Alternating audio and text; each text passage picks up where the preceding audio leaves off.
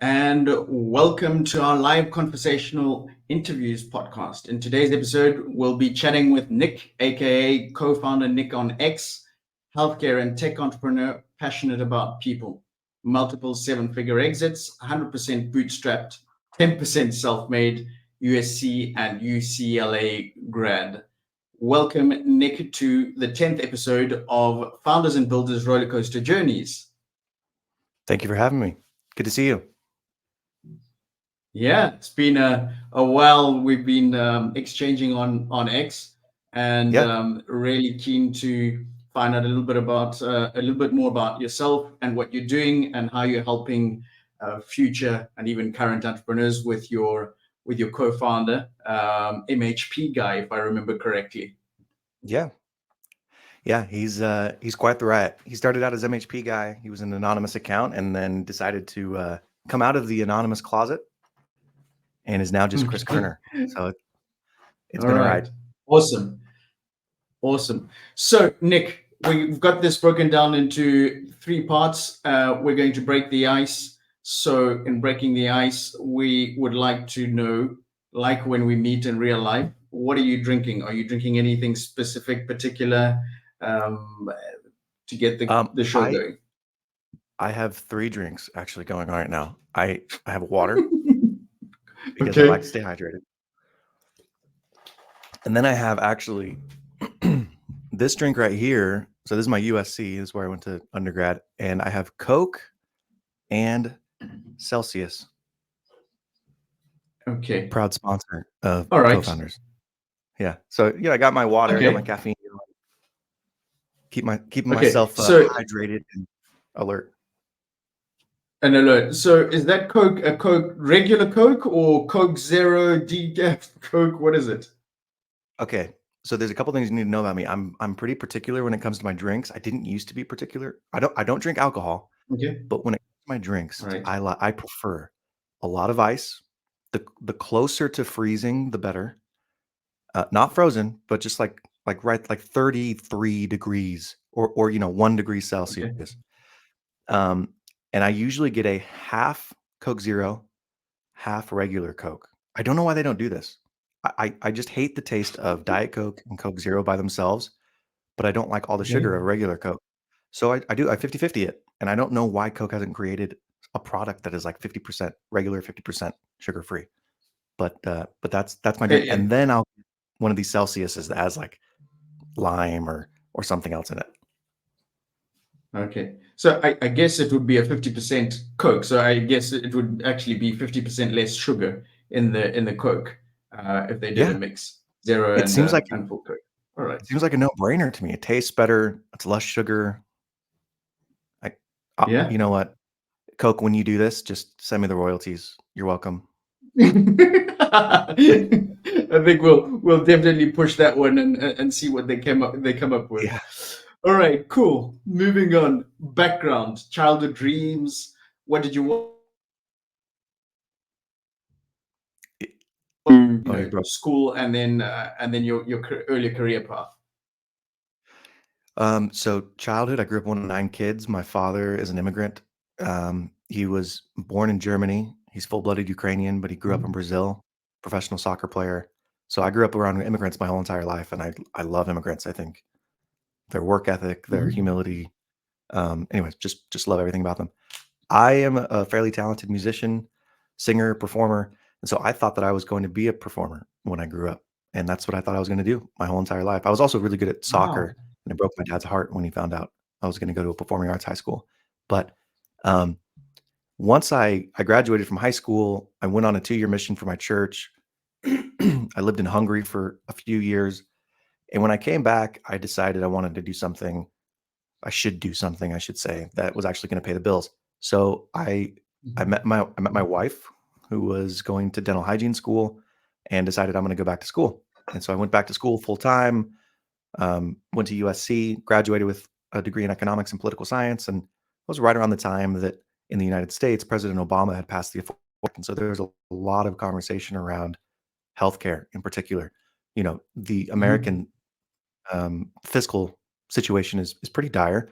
Medicare, Medicaid, our entitlement program outlays are pretty significant going into the future. So there's a lot of conversation around how do we reduce these outlays going into the future. And so he introduced the Affordable Care Act, and there's some components to that that hopefully brought down the costs over time. And so I thought, hey, I'm graduating. I want something big. I want to get into healthcare. And my brother-in-law was working for this healthcare company and said, why don't you do home health and hospice? So I said, okay, that sounds great. So I worked in home health and hospice for about 10 years. And in 2015, my wife was pregnant with our second son. And we wanted to see if it was a boy or a girl. So we're really excited. We took the blood test, which you can take earlier than the ultrasound, that tells you the sex of the child. And we found out that it was a boy. I was certain it was a boy. And spoiler alert, we've had 5 boys in a row. But the second thing we found out is our son had something called trisomy 13. It's a chromosomal disorder. Down syndrome is trisomy 21, so it's kind of in that same family. But typically they don't make it full term. They don't come to birth. They die in utero. But our son made it. He made it the full 9 months, and he was born, and we took him home, and he lived with us for about a week, and we took him home on pediatric hospice. And so it was like this really weird, beautiful, heartbreaking moment in my life where, you really start to think about what's important. I went from working in home health and hospice to being on the receiving end of home health and hospice. And that experience really changed the way that I think about things. And so it really motivated me and spurred me to become someone who's in control of my own destiny, as opposed to somebody who's kind of just going through life on the receiving end of things that happen. 4 years later, I decided to quit my corporate job and buy a business. And I found a business here in Idaho, moved up, started another business at the same time, a home health and hospice business. The first business we purchased for about $3 million and sold 2 years later for 6.7. The second business we grew from 0 to 10 million in revenue in 2.5 years and sold that 6 months ago. And so there was a period of time over the last 3 years that were just hyper intense growth, not at all costs, but really just trying to figure out how we grow profitably and how we get to a position where we can sell in a good way. And so 6 months ago, I sold that second business. And for the last 6 to 8 months, I've been kind of just trying to figure out what I want to do next, where I want to go. I'm blessed that I have some capital that I can play with, and that gives me some time to make that determination. But right now I'm kind of dabbling in a lot of things. So I'm really active on X. That's where you and I met. I have a business partner. His name is Chris Kerner. He's also an MHP guy on X. And I've been seeing for the last 5 years, he'd been growing this audience. And I'd been constantly saying to him, Chris, you got to do something with this audience. You got to monetize this audience. You got to figure out how to grow business with this audience. And he would constantly tell me, nah, I don't want to do that. Or, oh, that's not a great idea. And I was getting frustrated. And so I was like, you know what? If I ever have the chance, I'm going to do this. I'm going to try to grow an audience. And so when I sold my second business, it was kind of put up or shut up time. And I've been going all in on X because I really believe in the value of an audience. I really believe in the value of creating your own distribution channel. And I believe in serendipity where, we're having this conversation. There's no other world where you and I would have met. I mean, you're in, I don't know if you're in Spain. Yeah, I'm in Spain. Oh, you are? Okay. Yes, I am. So, in Spain. You're, I knew you were in like France and London and Spain and Morocco. You're all over the place, which is awesome. But there's no world that we would have connected in other than through Twitter. You know what I mean? And so it's an amazing platform. There's amazing opportunities on there. And so I've been really diving into it and trying to figure out what's next for me. Okay.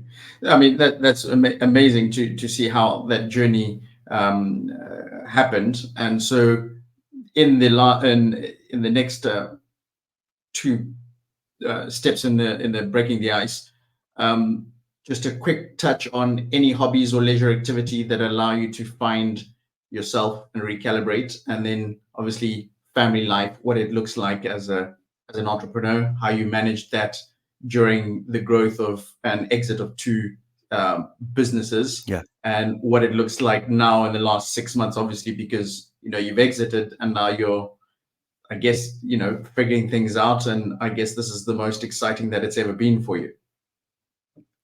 I'll try not to be as long-winded with this answer. The first thing that helps me recalibrate is getting outside or exercising. I know that sounds super lame to say, but in this world where we're constantly connected, going to the gym or being outside on a hike where people can't reach you on your phone or an email or text, it's just nice to let your mind kind of wander. So for me, that's a really, really important part of my life. And it's not just going to the gym. I coach my kids' soccer teams. We go on hikes. We play outside. We're constantly active, and my wife's very active. So for me, that's a great recalibrating sort of I guess practice that I have in my life. As far as my family life, we've had 5 sons. We have 4 of them at home right now. They age from 10 to 2. So it's a busy house, but it's a ton of fun. My wife is currently a stay-at-home mother. At some point, she'll probably go back to work, but she's a dental hygienist, and she also has a master's degree in post-secondary administration. So she's exceptionally bright. We're very, very lucky that she has the opportunity to stay at home with our kids right now. But I'm at this really special time in life where your kids are young enough to think you're cool still, and they're old enough to do fun activities with you. I'm pretty sure in the next 5 years, my older kids are just not going to want to do as much stuff with me, and I'll have more free time to maybe travel or buy some other businesses. But right now, I'm just really enjoying this moment of time where I get to, see my kids grow up and be in their lives and not have to kill myself trying to grow or start or build a business. I could be doing those things, but I'm purposely choosing my quality of life over, trying to find the next home run and sacrificing everything for that. Okay, great. So we move on to what I call the deep dive. Daily routines. Sure. What do they look like?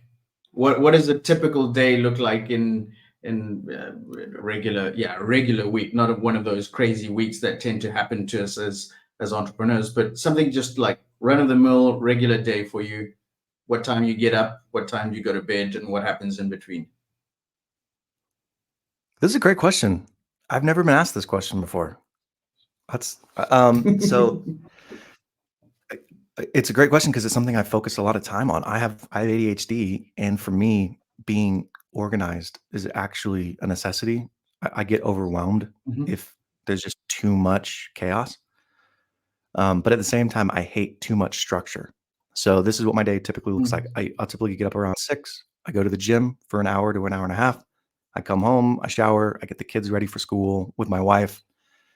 And then I usually get to the office between 7:45 and 8.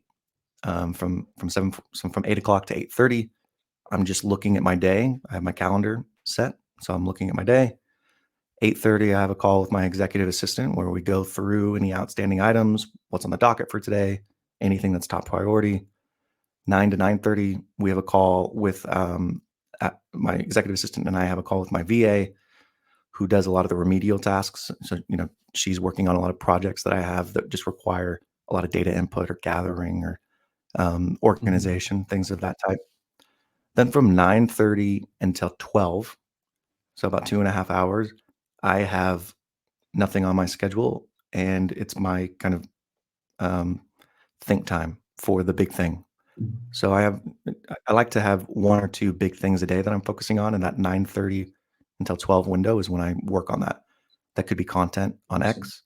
It could be, I've gotten a lot of people who've reached out to me recently about investments that they'd like me to make in their businesses because I posted about wanting to put some money to work and, maybe reviewing those and maybe looking at strategy from some of our other companies. Did you want to say something about that?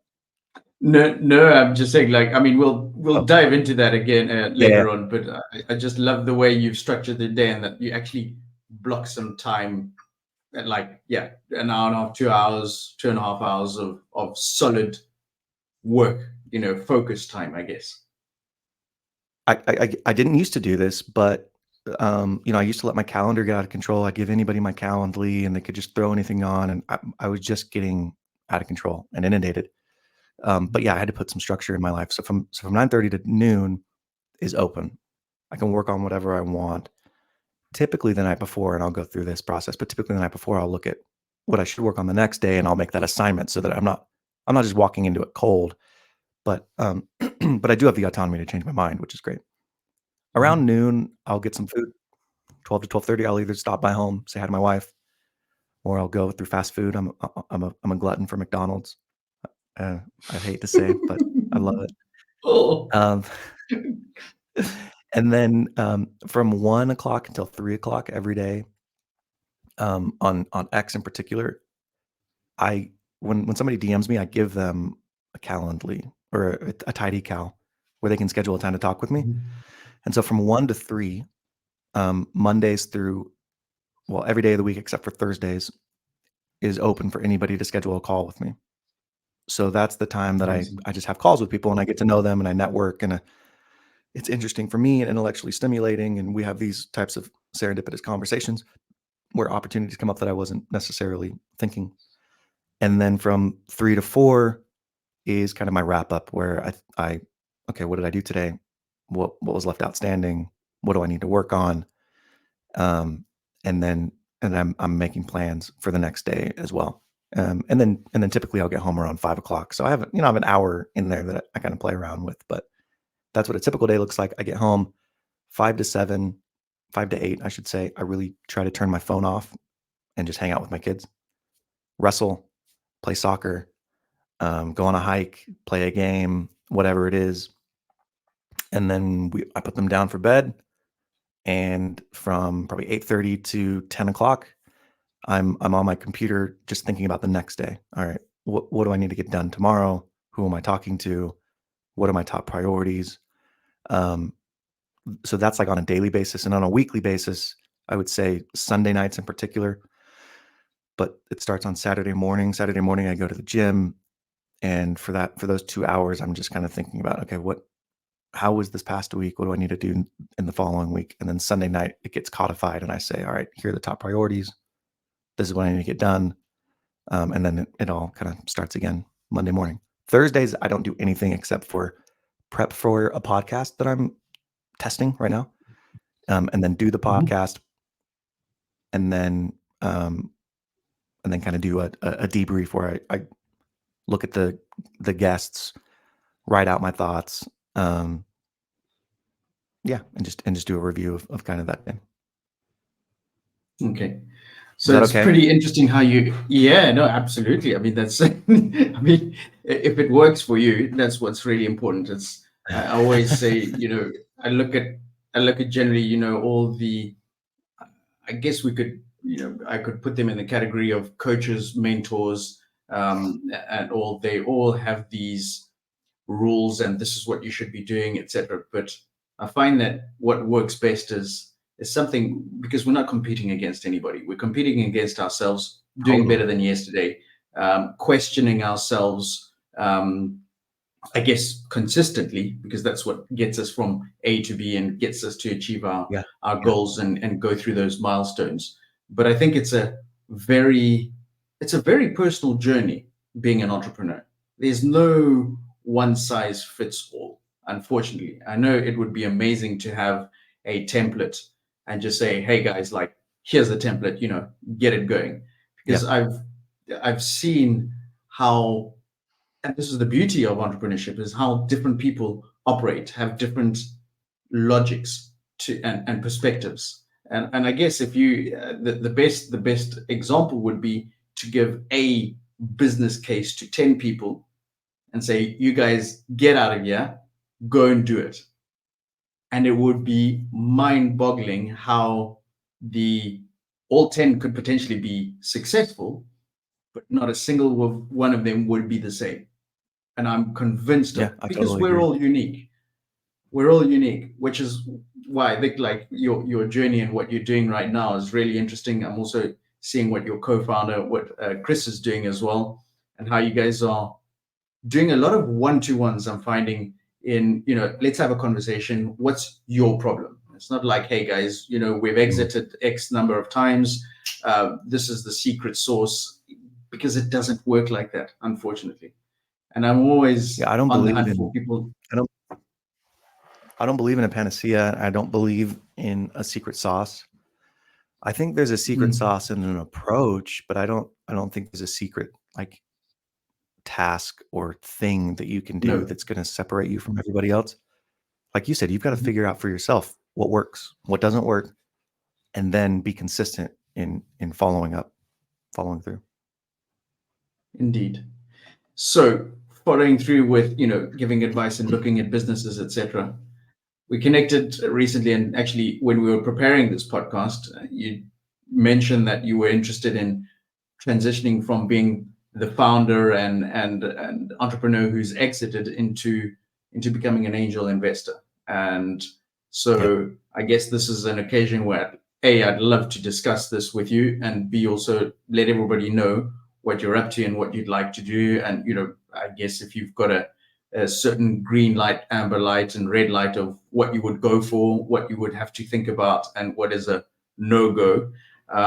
So I guess if we can have a chat around, and I saw also your tweet yesterday or the day before yesterday saying, "Hey, I've got 500K. I'm ready to cut some checks.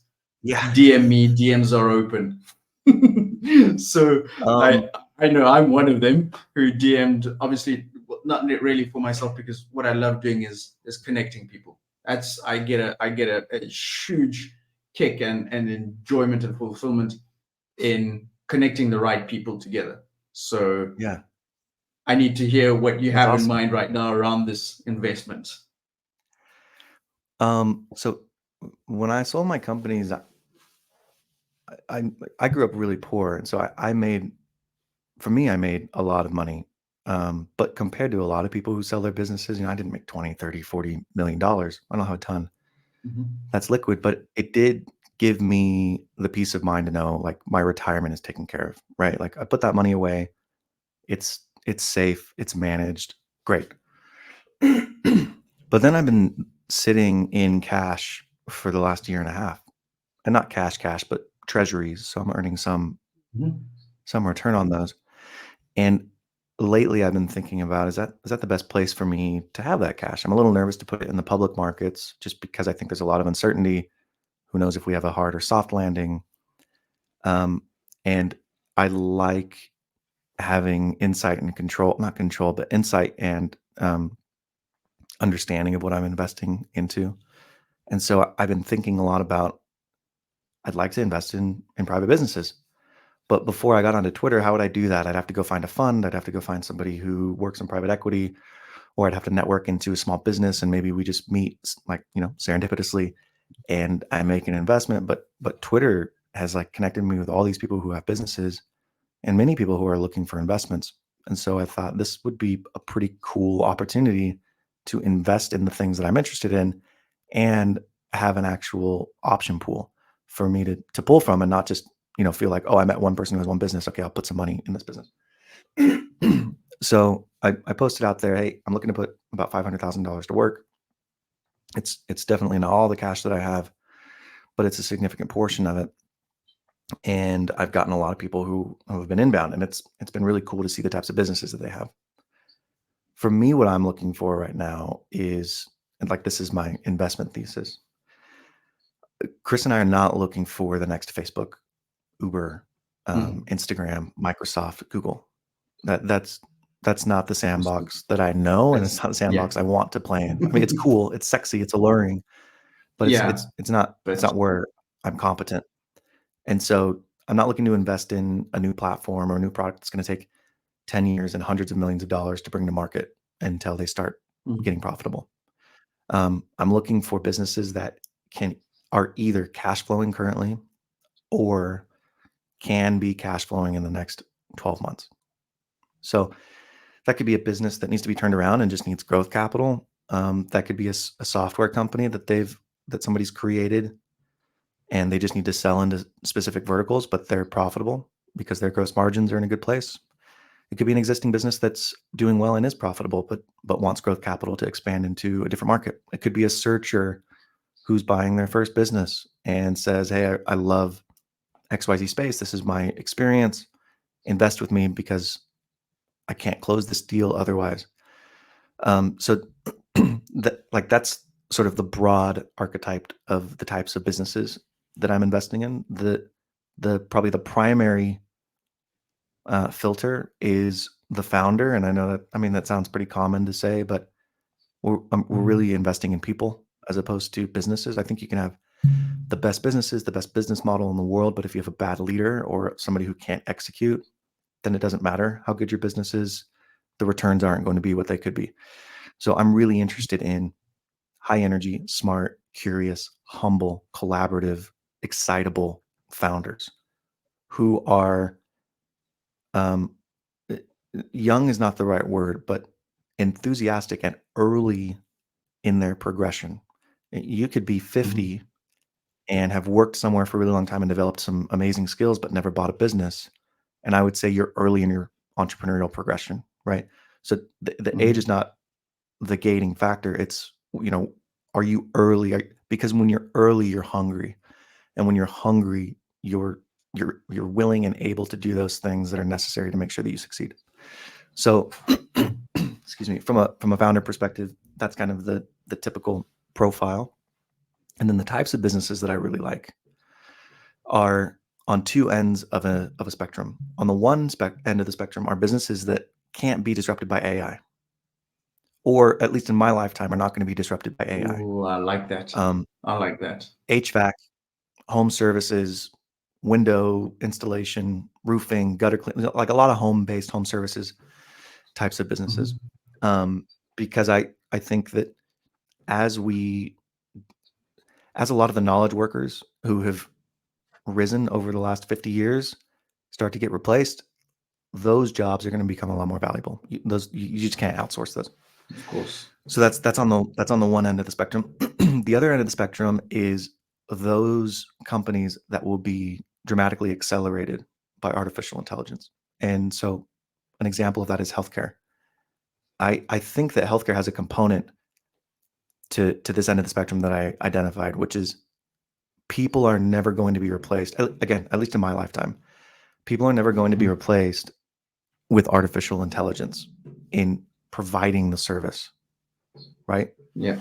You're always going to want somebody to interact with or to talk to. You're going to want a human to take care of you, to change you, to bathe you, those types of things. It's a very personal interaction that you're having with somebody.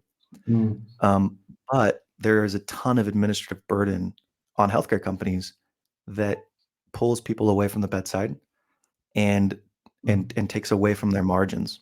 And so they're worried about their margins so much that sometimes they're not able to invest as much at the bedside because they've got to make sure that their billing and their collections and their authorizations and their processes are clean. So I think there's a lot of opportunity in the healthcare space in particular to implement artificial intelligence that frees up resources, that allows these companies to reinvest at the bedside so that the patient experience is better. And so that's kind of what I mean by artificial intelligence accelerating an industry as opposed to replacing it. Like those industries that I think are going to be replaced are going to be a lot of these agencies that are doing SEO marketing or paid digital marketing, or a lot of creative work, analysts, underwrite, like a lot of these middlemen who had skills that will be easily automated away through artificial intelligence. I think over the next 10 years are going to get dramatically disrupted. But those two that I identified are, I don't think are. And then the third criteria, sorry, I got phlegm in my throat. The third criteria I would say is businesses that are like $5 million and under. That's the world that I've played in, is really $10 million size businesses and under. When I go upstream from that, 20, 30, 40, $50 million businesses, that's just new to me. I'm not as experienced in that space.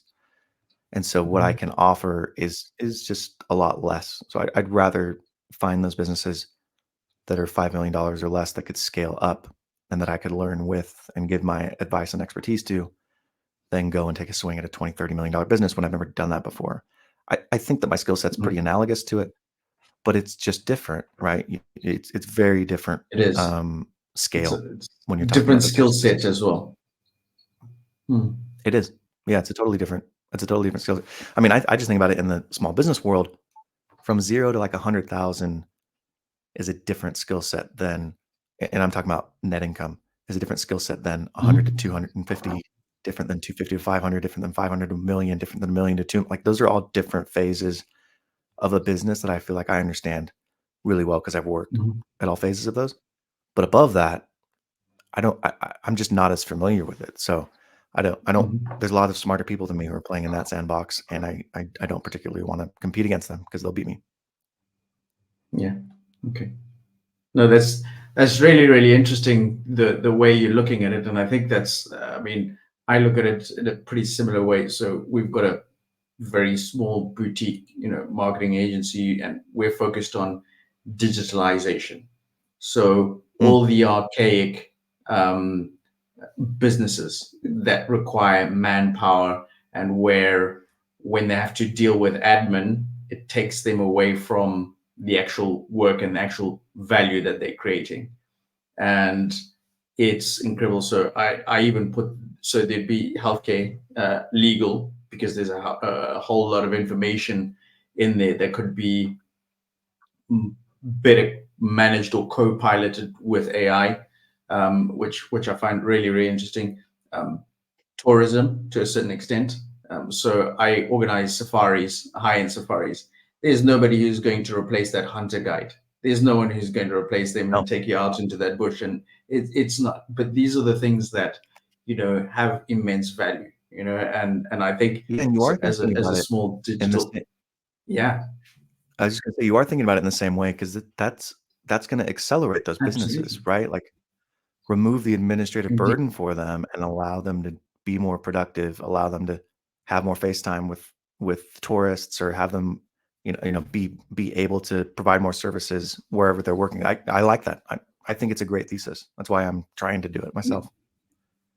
Yeah, but it's difficult because these are the, I guess, the blue collar as well, where these people are really hands on. They're not the best at the admin, and usually, if you're able to streamline all of this, but that means for that to happen, they need to give it out of hand, and for them, that Yeah. giving out of hand is extremely overwhelming.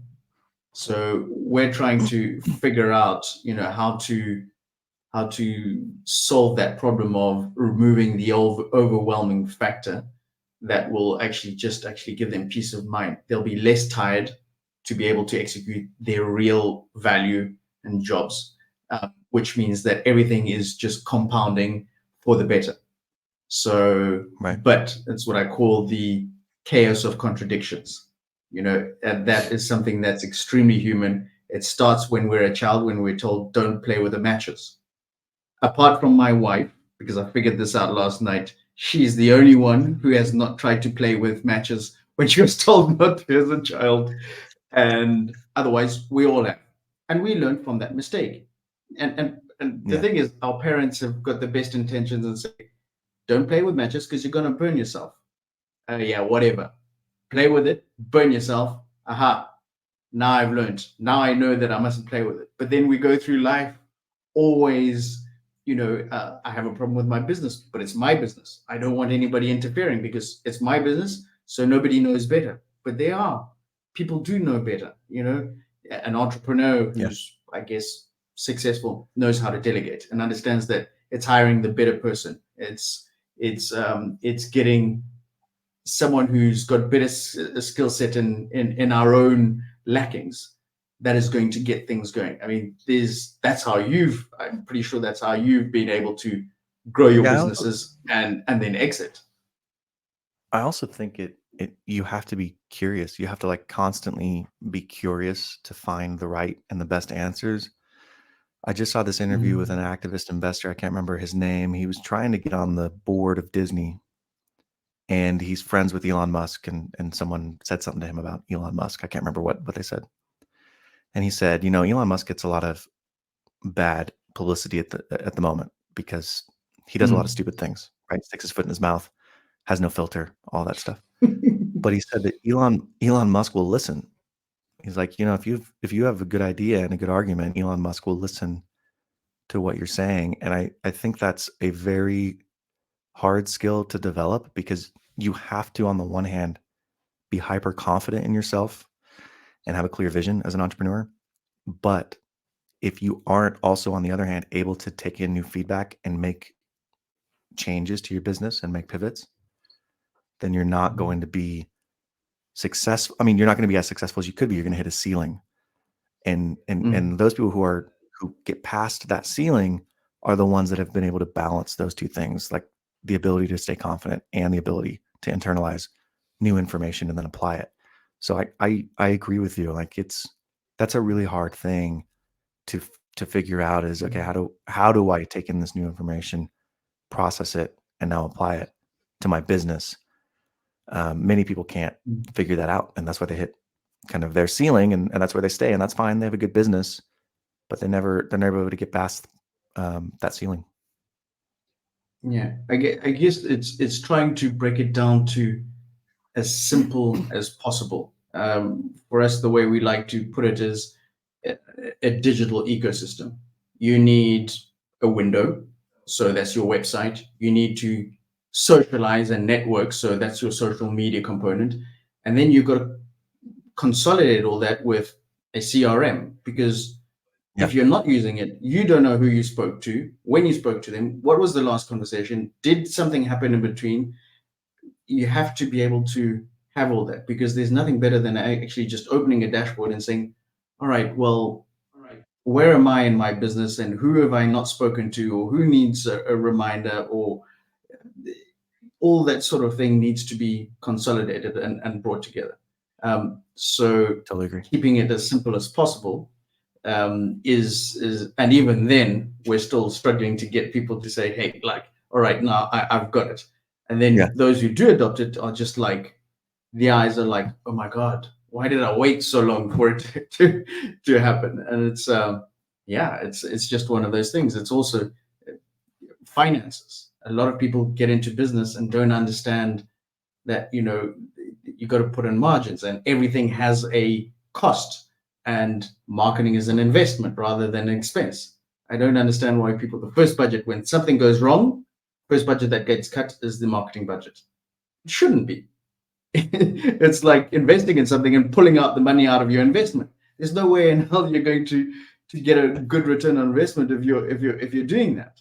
So yeah, Totally agree. So in terms of your investing in businesses, but what are you, I guess, looking at in terms of helping entrepreneurs? Because there's obviously the investment side of things, but there's also accompanying and guiding. So where would you fit yourself? I guess we could consider it a fractional executive role. In that fractional executive role, where would you see yourself fitting into? Where are you in what seat would you be most comfortable?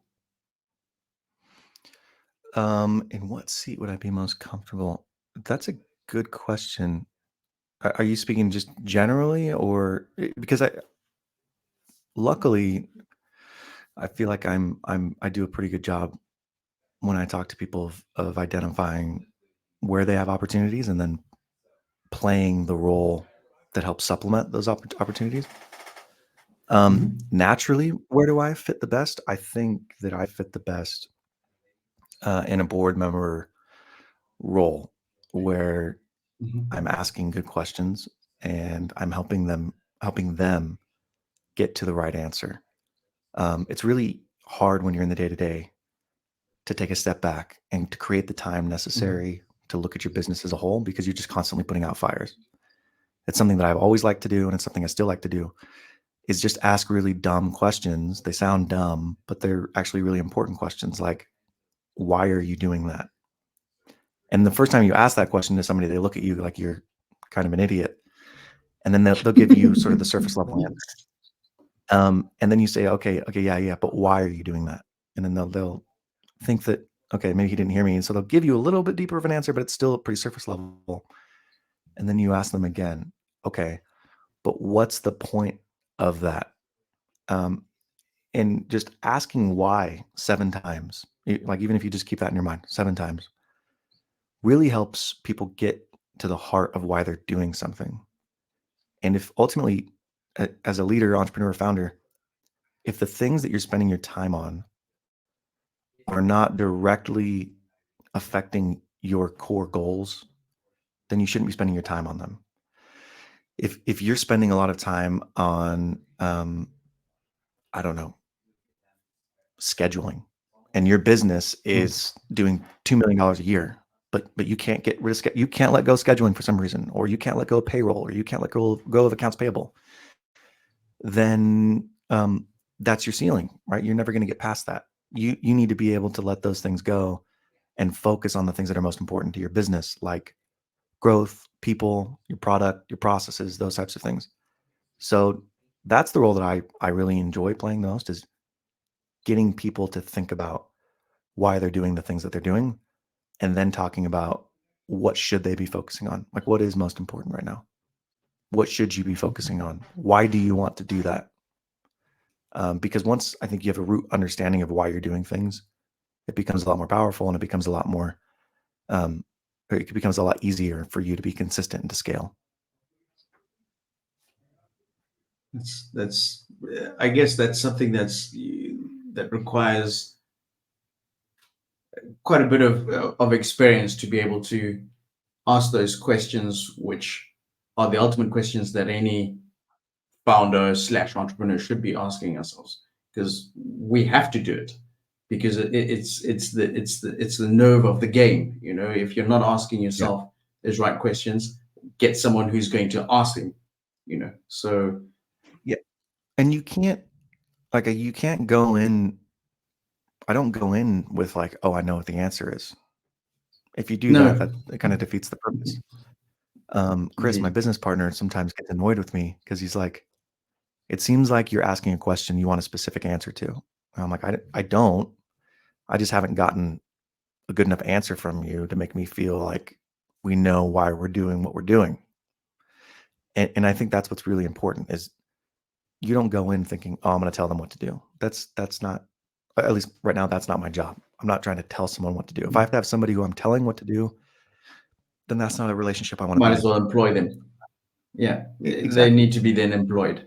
It's okay. It's All right. It's the difference between what someone once explained to me of coaching and consulting. Because I was like, what's the difference between those two? Aren't they the same thing? And consulting is, I have a specific skill set. You don't have that skill set. And so you hire me to either get you up to speed or provide you advice or tell you what you should do in that situation. That's consulting. Coaching is not telling you, it's getting out of you the right answer by helping you think through the processes. So it's very much drawing out of you the right thing to do, as opposed to telling you the right thing to do. They're very different things. And that's why coaching has like resonated with me, is because I like to ask questions just because I'm curious, and I want to help somebody understand, what is the reason for doing what they're doing. And so I don't like to take a consultative approach. I can, right? Like if they're like, hey, you've done this before, what would you do in this situation? Of course I can give an opinion. But if I'm investing in a business that I've never run before, in an industry that I've never operated in, I'm not going to have the answer to the question. And so, do I want to be right, or do I want to get to the right answer? And I want to get to the right answer. I don't care that my idea was implemented. I care that we made the best decision for the company. 100%. 100%. So currently, are you actively in that role as on the board of a business or several businesses yet, or are you hoping to transition into that through the investments that you make, or even be in those positions without the investments? Yeah, Chris and I have a project. Well, we have a company called Co-Founders, and we had this thesis, which was, Chris and I both have more ideas than we have time, and we both get distracted. Yeah, surprise. No other entrepreneur has ever done that before. But we were like, what can we do at all? Yeah, we're like, what could we do to move the ball forward with some of these ideas that wouldn't distract us?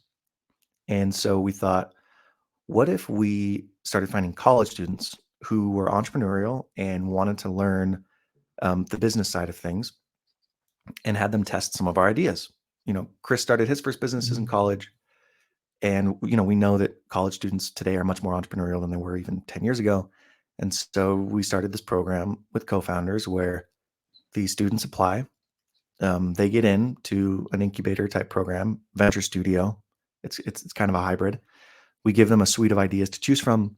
They pick a couple, and then we give them about $5,000 to validate the idea. And what validate the idea means, if they can generate the first dollar, then we will put an additional $25,000 behind it. And if at the end of the $25,000 there's a proper business, then we turn it into a business. And so we've done this process now 7 times. I believe 7 times, yeah. And we've launched 2 proper businesses out of it. One is a tree trimming service that we have in Dallas, and the other is called Volterra, which is an artificial intelligence support. How do I put this? It's a tool for healthcare companies that utilizes artificial intelligence to make their jobs easier. And then the other ones that we did obviously didn't work out, and that's fine, but it was a great experience. And we've gotten 30,000 applicants who've applied to us. So, there's just tons of people who have a lot of interest in this, from some of the top universities around the world, MBA students, undergrads, people who have graduated that are mid-career that went back to their schools. So we're like, gosh, we have all these people and we're trying to figure out how to match them to opportunities. But the plan would be, hopefully long-term, we can invest in that and turn that into, launching 3 or 4 businesses a year. But we have those 2 businesses. And then we have a company that sells crypto mining hardware.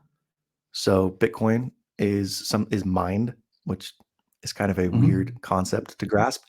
But in order to mine, you need hardware, specifically computers. And so we sell the hardware to people who want to mine. And then we also own an RV park, and have some other RV parks that we're looking at purchasing. So we do have 4 kind of portfolio businesses at the moment. On top of that, we do some independent consulting. We do side projects, things of that nature. We write content, but we don't have any other businesses at this point. I am, though, in the process of talking to several businesses about joining their board in a board member capacity. So yeah, it's something that I'm interested in, that I like doing, and that I'd like to do more of. And so I have a few that I'm doing it with currently, and hopefully more in the near future. Okay.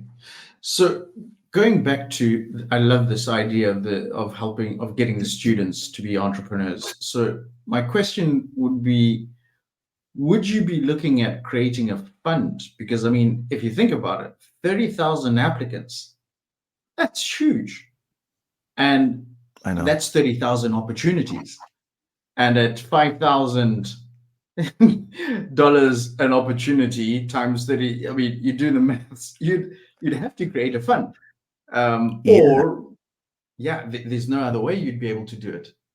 And have you considered pulling together entrepreneurs, I guess not necessarily wealthy entrepreneurs, but I'm looking at,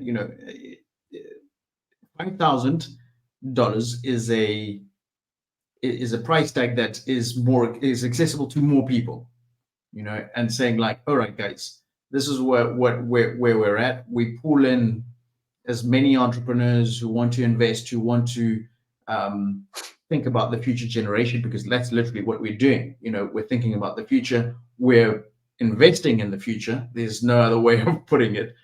And literally saying, okay, here it is, and maybe have a system that would say, okay, for example, I would say, hey, Nik, like, I've got 5K. I want to put it down. I love this idea, but I'm interested in this industry, this sector, etc. Can we put it forward, and then it matches it with one of those with universities and so on and so forth?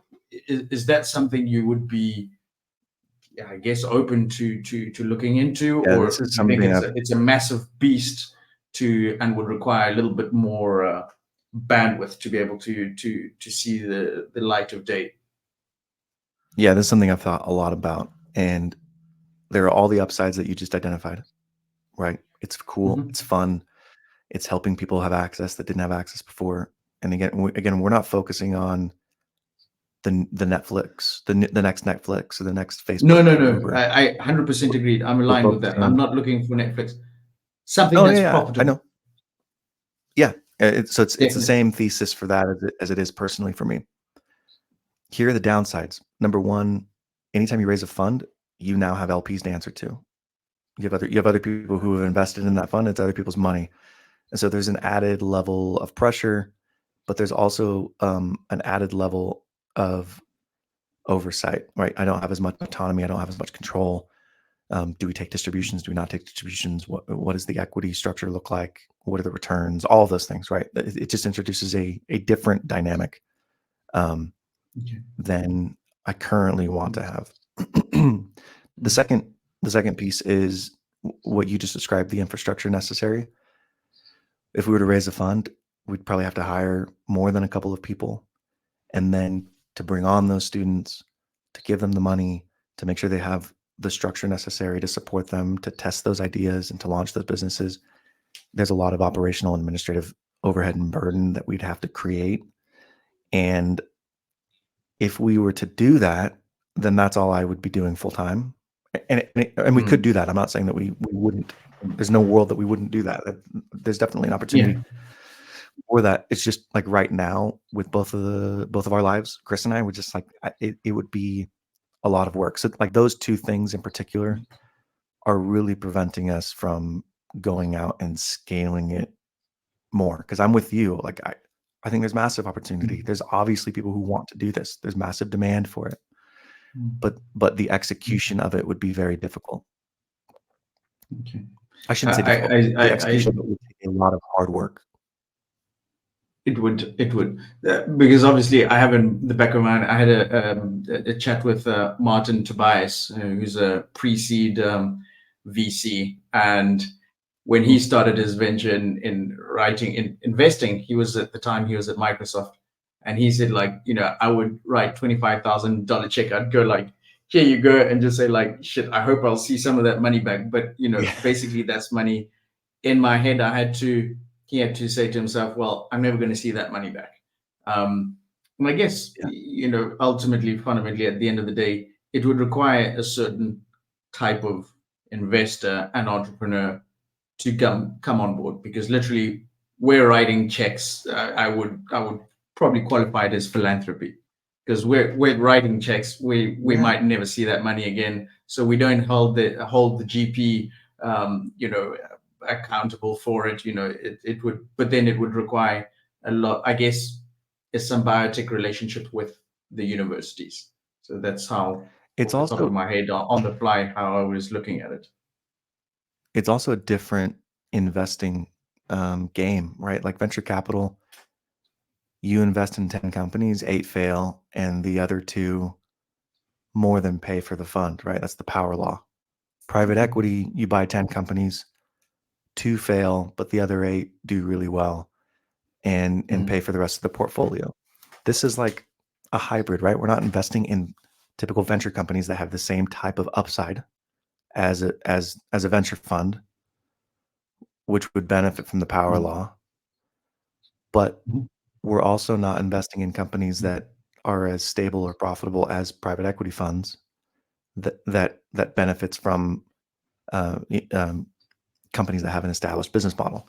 So it's like we're kind of like in the middle of this hybrid, and still to be determined on what the economics of that look like. I think the economic returns will be closer to the venture model than the private equity model. But ultimately, to get someone to write that first check or to invest in a fund like this, and that's where I go back to, it would just take a lot of work, right? A lot of education, a lot of work, a lot of convincing. 100%. We'd have to cobble together probably the first fund. And so like really the idea is, let's do this a couple of times, get a track record under our belt. And then if we want to raise, we're in a position to raise. But if we never want to raise, then we don't have to. We don't have to. Okay. Yeah. Awesome. All right.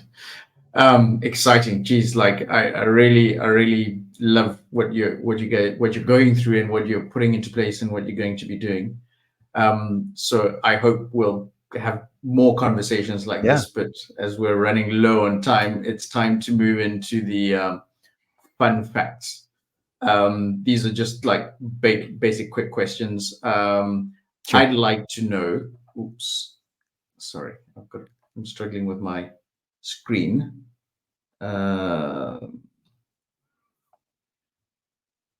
Bucket list item to tick off in 2024. Bucket list items to tick off in 2024. See LeBron James play basketball in person. I've never seen him play in person. I'd love for that to happen. Yeah, I think that's my only bucket list item in 2024. Okay. So next one is time spent on your phone screen, non-work related. That's hard because I consider Twitter to be work related at the moment. Please, can you say that again? My wife needs to hear this. It's taken a while to convince my wife as well. Gosh, percentage of time or like hours? Hours. Gosh, I'm probably on my phone 8 hours a day. And I would say non-work, 1 hour maybe. I mean, I don't think I do a lot of stuff that's non-work. Yeah. Because I'm working on the things that I like to be doing anyways, right? Like it's like I'm guilty. Yeah. The thing is, I cheat. When my wife says like it's time to stop. So my wife and I work together. So she's the introvert, I'm the extrovert. Everything that you see visual is done by my wife. I mean, we awesome. complete each other completely. That's why I look so good. But the thing, thanks. But the thing is, I struggle to clock off, and usually the way I cheat and wiggle my way out of that is I go onto YouTube and I say, look, I'm watching stuff on YouTube. But actually, in reality, I'm actually doing a lot of research and looking things up. How do I do better over here? Who's saying what? I'm watching podcasts. So it's like, no, it's my downtime. I'm YouTubing. Yeah. So it is a tricky one. Found the loophole. Yeah. Well, now I can't use that anymore. All right. Next question for you is, and it's the first time I'm asking this one, is how many emails are unread in your inbox right now? Business emails are unread. 27, I think. Let me look. Actually, I can look at my phone. It was 27 when I went to bed last night, and I haven't looked this morning. 22. Impressive. Is that bad or good? No, that's good. On an average, that's really, really good. Most people have got like hundreds. Yeah, hundreds. I haven't. I think I've got. I didn't always used to be one good. email. I have an executive assistant who's been fantastic, and she handles a lot of this stuff for me now, so it's manageable. Okay. And so, obviously, added to that is how many DMs on X have you not read? Oh, right now,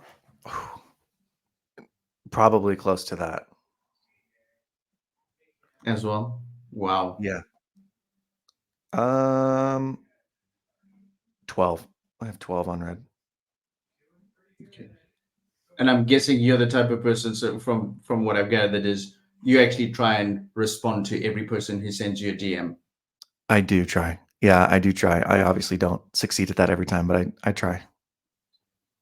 I guess it's forgivable over a 1 week period. If you get through it over a week, I mean, that's really, really good.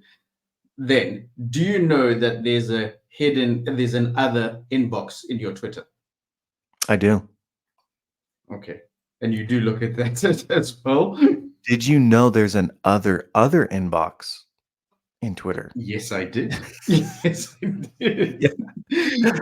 But you'd be surprised how few people know that. And it's like, what? Really? And I'm like, yeah, open it up. Oh my God. And it's like a whole list of dozens of. And then you even get to the bottom of that, and there's like, oh, there's even more people, but we didn't show them to you because we think they might be spam. And then you look at those and you realize they're not spam. Like many of them are not spam. There are obviously many that are, but I always tell people that there are amazing opportunities in your DMs that you don't know about, and if you don't get through them, you'll never know, and you're leaving money on the table. Go through your email. If you don't want to do it yourself, get someone to do it. Hire Yeah. someone to do it. There's too much value because you never know. I mean, as far as I'm concerned, I'm inspired even more from a lot of people that I see on X, and I'm always trying to reach out and say, hey, I'd love to, because I've got opportunities, and I need to match them.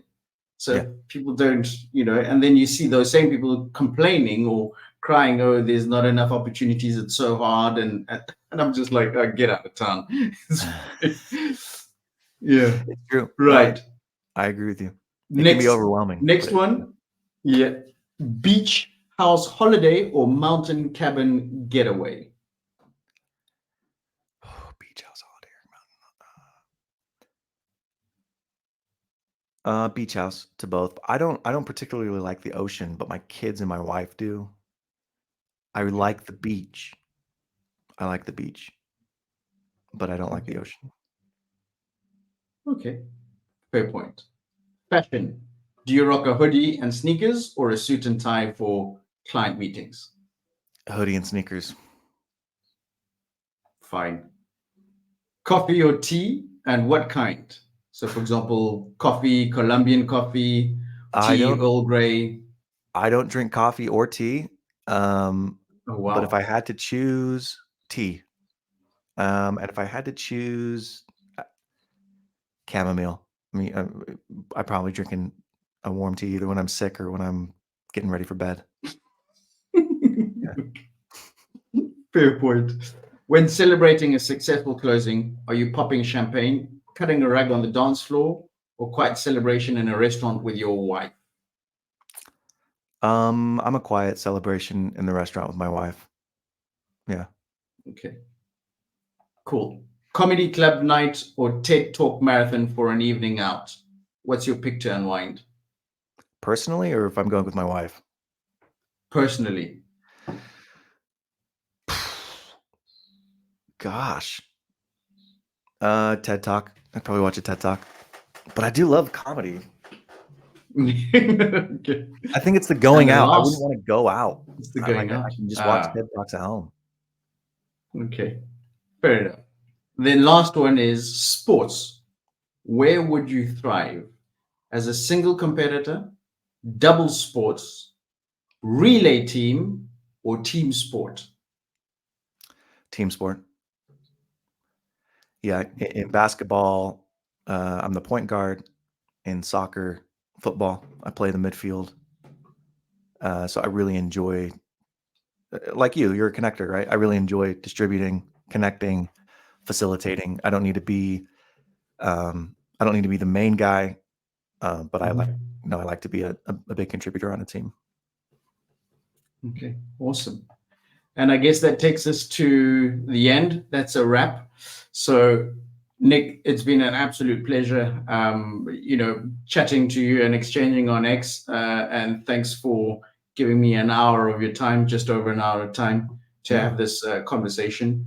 I've got in the ticker right at the bottom for those who are listening in or tuning in. That is Nik's X handle. So do follow, connect.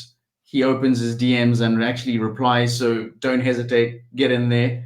And if you're an entrepreneur who's got an amazing idea or an MVP and looking at some funding, just shoot a message to Nik and open up that conversation. Anything else am I missing, Nik? If Perfect. you've got anything else to say, It was just perfect. add it. Thank you. All right, fantastic. Nik, thank you very much. It's been a pleasure, and we'll carry on, the conversation post podcast. Thank Yeah. you, Thank you, Christian. and have Appreciate an it. awesome weekend. You too. Bye-bye. Take care. Cheers, Nik.